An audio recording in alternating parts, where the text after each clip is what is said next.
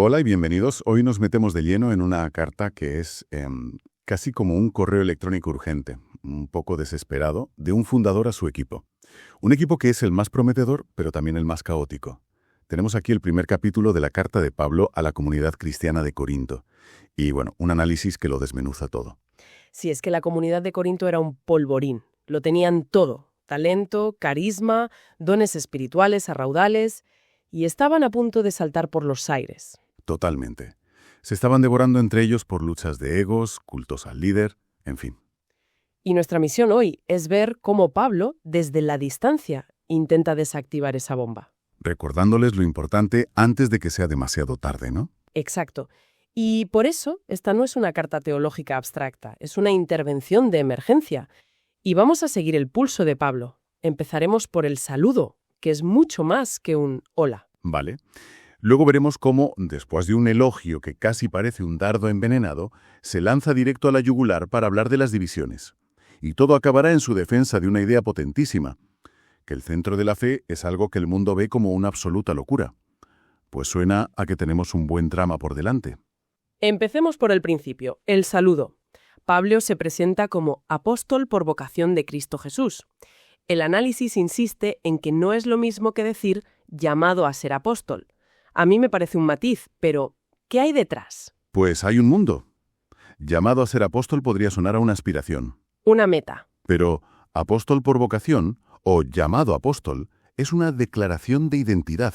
Ah, Es como si dijera, mi cargo, mi propia esencia, no es algo que yo busqué ni elegí, es un mandato divino, una orden directa que me define. desde la primera frase, ¿eh? Está dejando claro que no habla en su nombre. Claro, la autoridad no es suya. Exacto. Por eso añade por la voluntad de Dios. No es su plan, es el de Dios. Es una forma de decir, escuchadme, que esto no me lo invento yo. Y luego se dirige a la iglesia de Dios que está en Corinto. Hoy oímos iglesia y pensamos en un edificio, pero en ese momento eran, pues, grupos en casas. ¿Qué significaba para ellos esa palabra? Eclesia. Exacto. Hay que quitarse la imagen del edificio. El término griego eclesia viene de ek, fuera de, y kaleo, llamar. Eran literalmente los llamados a salir. ¿Llamados a salir de qué? Pues de la cultura que les rodeaba, de sus valores, para formar una comunidad con un propósito totalmente diferente. No es un club al que te apuntas, es una asamblea a la que te convocan. Entiendo. Y por eso los llama santos por llamamiento. Su santidad no venía de que fueran perfectos, y esta carta demuestra que no lo eran, sino de que Dios los había apartado para Él, ¿vale? Es la llamada lo que les define, no sus méritos. Y entonces llega el saludo que hemos oído 1000 veces, gracia y paz, que suena a fórmula, a coletilla, pero es una bomba teológica en 2 palabras. Gracia es el favor inmerecido, el regalo que no te ganas. Y paz, el shalom herreo, no es solo ausencia de guerra, es plenitud, bienestar. Que todo esté en su sitio. Pablo junta las dos tradiciones y dice, primero viene el regalo de Dios, la gracia, y como consecuencia experimentas la verdadera paz. Es un resumen del Evangelio en un saludo. Vale, hasta aquí todo muy solemne, pero ahora es donde la cosa se pone interesante para mí. Justo después, Pablo se lanza a una acción de gracias súper efusiva. Dice que han sido enriquecidos en todo, que no les falta ningún don. Sabiendo que 2 frases después les va a echar una bronca monumental, esto no es ironía pura. Es una pregunta buenísima, porque es lo primero que se piensa. Pero no hay ni una gota de ironía. Y eso es lo que lo hace tan demoledor. ¡No! ¿Lo dice en serio? Absolutamente en serio. Agradece a Dios de verdad por los dones que les ha dado. Y precisamente porque son tan ricos espiritualmente, su comportamiento es tan inaceptable. Es una jugada maestra. ¡Ostras! Es como si les dijera, Dios os ha colmado de regalos. Sois la comunidad con más recursos que conozco, y los estáis usando para destrazaros entre vosotros. Visto así es mucho más duro. No les está mintiendo, les está poniendo un espejo delante. Exactamente. La abundancia de sus dones no es una excusa, es la prueba de cargo contra ellos. Y cierra esta sección con un recordatorio de su esperanza, que serán mantenidos firmes hasta la revelación de Jesucristo.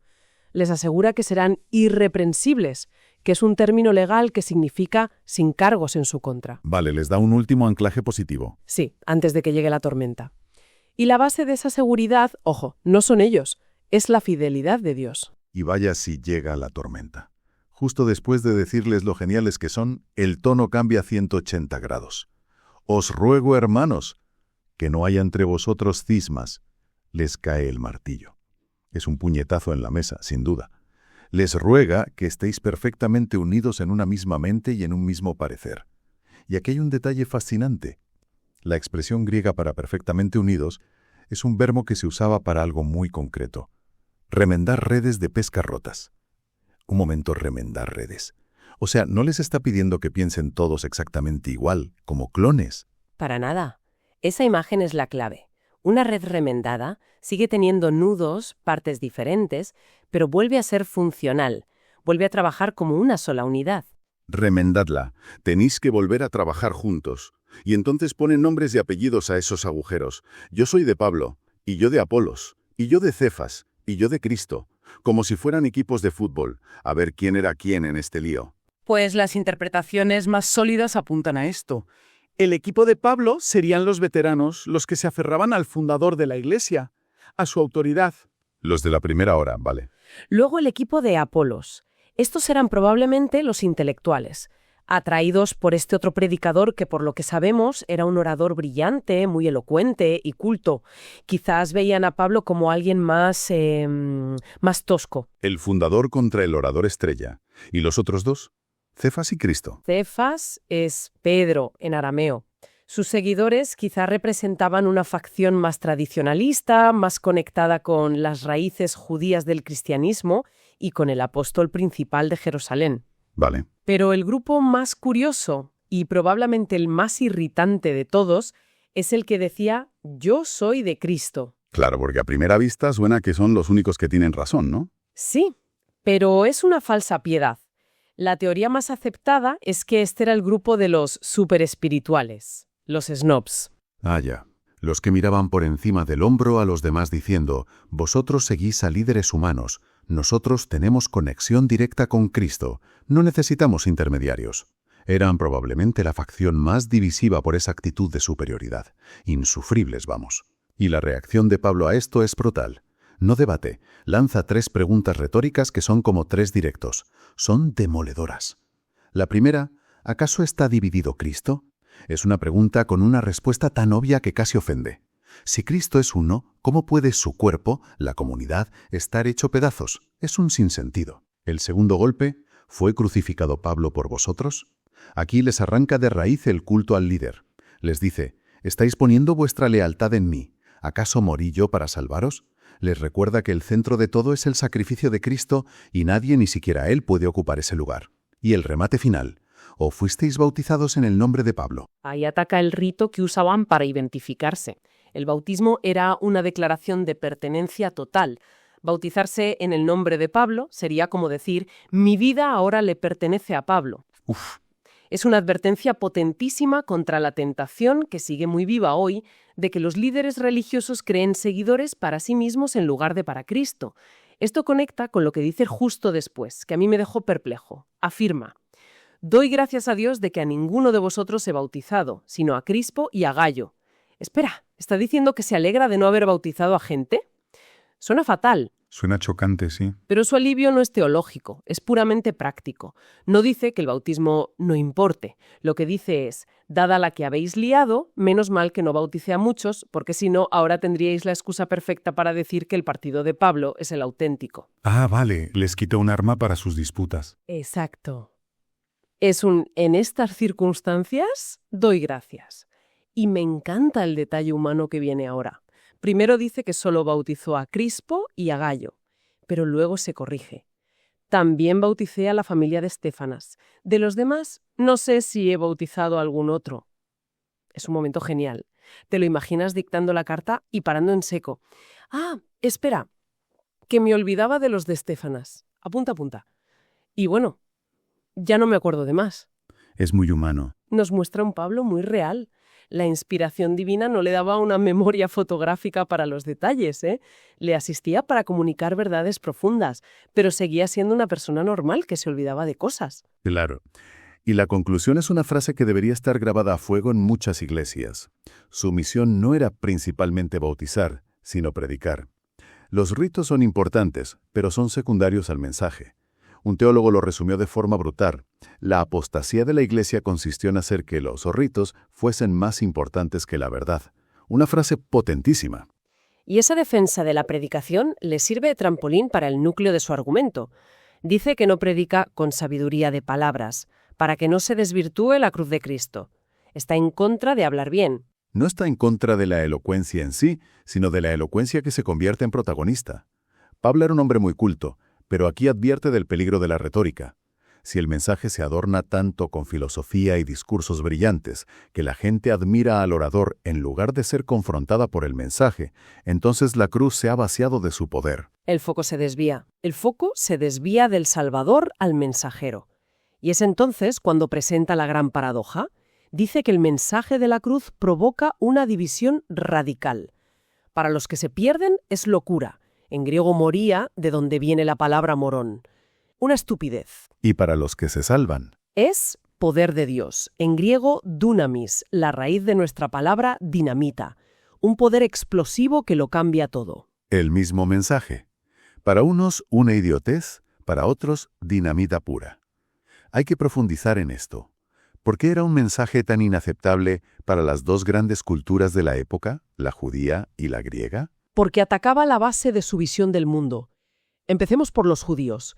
Para ellos, el mensaje de un Mesías crucificado era un tropezadero, un escándalo, una ofensa. Claro. Ellos esperaban un Mesías rey, un guerrero victorioso que haría señales milagrosas y liberaría a Israel. Un Mesías derrotado, ejecutado con la pena de los peores criminales, era una contradicción absoluta, una blasfemia. Era literalmente lo opuesto a todo lo que esperaban. Totalmente. De hecho, el análisis menciona un dato tremendo. En el siglo XI, algunos rabinos dejaron de leer en las sinagogas el capítulo 53 de Isaías, que habla de un siervo sufriente. Para que la gente no atara cabos. Exacto. Para que no hicieran conexiones incómodas con Jesús. El rechazo era frontal. Vale. Para los judíos un escándalo. Y para los griegos, el mundo de la filosofía y la razón. Para los griegos era, si cabe, peor. Era insensatez, Moria. Una necedad. Su mundo estaba lleno de dioses en el Olimpo, que eran la encarnación del poder, la belleza, el placer. Claro. La idea de un Dios que se hace hombre, sufre y muere de forma humillante por amor a los humanos, era filosóficamente absurda, ridícula. Desde su lógica, ¿cómo va a salvar a otros alguien que no pudo ni salvarse a sí mismo? No tenía ningún sentido. Y sin embargo, Pablo insiste en que para los llamados, esa misma idea es poder de Dios y sabiduría de Dios. ¿Cómo le da la vuelta? Afirma que es poder porque, a diferencia de los mejores discursos filosóficos, este mensaje sí tiene la capacidad real de transformar la vida de una persona, de arriba a abajo. Y es sabiduría, porque revela el plan increíblemente ingenioso de Dios para salvar a la humanidad. Un plan que ninguna mente humana podría haber imaginado. Y para que no quede ninguna duda, les da el golpe de gracia. Les dice: mirad a vuestro alrededor, mirad quiénes sois vosotros. Dios no ha elegido a la élite. Es el argumento definitivo contra el orgullo. Lo dice sin rodeos. Escogió Dios lo necio del mundo para avergonzar a los sabios, y escogió Dios lo débil del mundo para avergonzar a lo fuerte. El propósito es que nadie pueda presumir. Y tiene una lógica aplastante. La gente que en este mundo lo tiene todo, poder, riqueza, prestigio, rara vez siente una necesidad profunda de ser salvada. Claro. Si ya lo tienen todo. Por eso, el Evangelio avanza con más fuerza donde no hay falsas seguridades a las que agarrarse. Y así llega a la conclusión final. Todo lo que un creyente es y tiene espiritualmente, su sabiduría, su justicia, su santidad, su redención, no es un logro personal. Es un regalo de Dios a través de Cristo. Y si todo es un regalo, pues se acabó el presumir. Este plan divino, por diseño, humilla el orgullo humano y glorifica a Dios. Y si esto es así, ¿qué sentido tiene formar partidos y jactarse de seguir a Pablo o a Apolos? No hay base alguna para ello. ¡qué recorrido! Hemos ido desde un simple saludo hasta el corazón de una teología que pone el mundo del revés. Queda claro que para Pablo, el poder del cristianismo no estaba en tener los líderes más carismáticos ni los oradores más brillantes. No. Estaba y está en un mensaje que a primera vista parece débil, ilógico y hasta ofensivo: la cruz. Esa es la paradoja central, y nos deja con una pregunta que creo que es igual de relevante hoy que en la Corinto del siglo I. Pablo afirma que el método de Dios es elegir lo que el mundo considera débil y necio para anular el orgullo de lo fuerte y lo sabio. Sí, y eso nos lleva a plantearnos algo. En nuestra cultura, que está obsesionada con la fuerza, el éxito, el estatus, la validación intelectual, ¿de qué manera abrazar lo que la sociedad etiqueta como debilidad o insensatez podría ser, paradójicamente, el único camino para descubrir un tipo de poder y una sabiduría que son de una categoría completamente diferente?